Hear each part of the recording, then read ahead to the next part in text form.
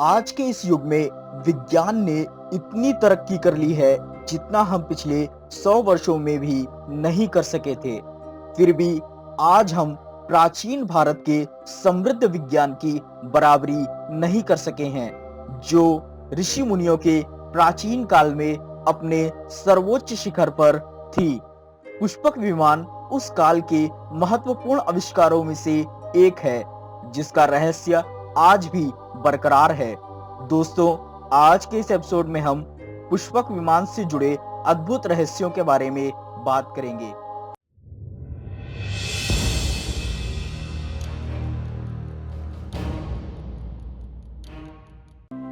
पुष्पक विमान एक ऐसा चमत्कारी यात्री विमान था जिसमें चाहे जितने भी यात्री सवार हो जाएं, एक कुर्सी हमेशा खाली रहती थी।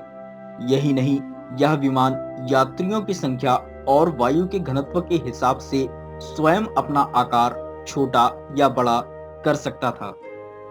इस तथ्य के पीछे वैज्ञानिकों का यह तर्क है कि वर्तमान समय में हम पदार्थ को जड़ मानते हैं, लेकिन हम पदार्थ की चेतना को जागृत कर लें तो उसमें भी संवेदना सृजित हो सकती है और वह वातावरण व परिस्थितियों के अनुरूप अपने आप को ढालने में सक्षम हो जाता है। रामायण काल में विज्ञान ने पदार्थ की इस चेतना को संभवतः जागृत कर लिया था। इसी कारण पुष्पक विमान स्व संवेदना से क्रियाशील होकर आवश्यकता के अनुसार आकार परिवर्तन कर लेने की अनोखी क्षमता रखता था। तकनीकी दृष्टि से पुष्पक में इतनी खूबियां थी जो वर्तमान विमानों में नहीं हैं। ताजा शोधों से पता चला है कि यदि उस युग का पुष्पक या अन्य विमान आज आकाश गमन कर ले तो उनके विद्युत चुंबकीय प्रभाव से मौजूदा विद्युत व संचार जैसी व्यवस्थाएं ध्वस्त हो जाएंगी।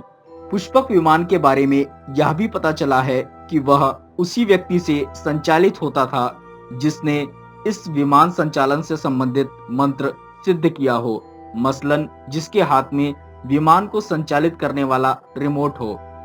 शोधकर्ता भी इसे वाइब्रेशन टेक्नोलॉजी से जोड़कर देख रहे हैं। पुष्पक की एक विलक्षणता यह भी थी कि वह केवल एक स्थान से दूसरे स्थान तक ही उड़ान नहीं भरता था, बल्कि एक ग्रह से दूसरे ग्रह तक आवागमन में भी सक्षम था, यानी यह अंतरिक्ष यान की क्षमताओं से भी युक्त था। रामायण एवं अन्य राम रावण लीला विषयक ग्रंथों में विमान की केवल उपस्थिति एवं उनके उपयोग का विवरण है। इस कारण कथित इतिहासकार इस पूरे युग को कपोल कल्पना कहकर नकारने का साहस कर डालते हैं। लेकिन विमान के निर्माण, इनके प्रकार और इनके संचालन का संपूर्ण विवरण महर्षि भरद्वाज लिखित वैमानिक शास्त्र में है। यह ग्रंथ उनके प्रमुख ग्रंथ यंत्र सर्वेश्वम का एक भाग है। इसके अतिरिक्त भरद्वाज ने अंशुबोधनी नामक ग्रंथ भी लिखा है, जिसमें ब्रह्मांड विज्ञान का वर्णन है। इसी ज्ञान से निर्मित व परिचालित होने के कारण विमान विभिन्न ग्रहों की उड़ान भरते थे। वैमानिक शास्त्र में 4 प्रकार के विमानों का वर्णन है। ये काल के आधार पर विभाजित हैं। इन्हें 3 श्रेणियों में रखा गया है। प्रथम, इनमें मंत्रिका श्रेणी में वे विमान आते हैं जो सतयुग और त्रेता युग में मंत्र और सिद्धियों से संचालित व नियंत्रित होते थे।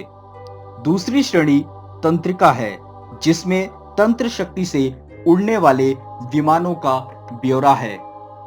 इसमें तीसरी श्रेणी में कलयुग में उड़ने वाले विमानों का ब्यौरा भी है, जो इंजन यंत्र की ताकत से उड़ान भरते हैं। यानी भरद्वाज ऋषि ने भविष्य की उड़ान तकनीक क्या होगी, इसका अनुमान भी अपनी दूरदृष्टि से लगा लिया था। उड़ान भरते हुए विमानों का करतब दिखाए जाने वाले व युद्ध के समय बचाव के उपाय भी वैमानिक शास्त्र में हैं। बतौर उदाहरण, यदि शत्रु ने किसी विमान पर रॉकेट छोड़ दिया है तो उसके प्रहार से बचने के लिए विमान को तिरछी गति देने, कृत्रिम बादलों में छिपने या धुआं छोड़ देना यही नहीं, विमान को नई जगह उतारते समय भूमिगत सावधानियां बरतने के उपाय व खतरनाक स्थिति को परखने के यंत्र भी दर्शाए गए हैं, जिनमें यदि भूमिगत सुरंगें हैं तो उनकी जानकारी भी हासिल की जा सके। इसके लिए दूरबीन से समानता रखने वाले यंत्र गुहा गर्भ दशा का उल्लेख है। यदि शत्रु विमान से चारों ओर से घेर लिया है तो विमान में लगी द्विचक्रिक कील को चला देने का उल्लेख है। ऐसा करने से विमान 87 डिग्री की अग्नि शक्ति निकालेगा।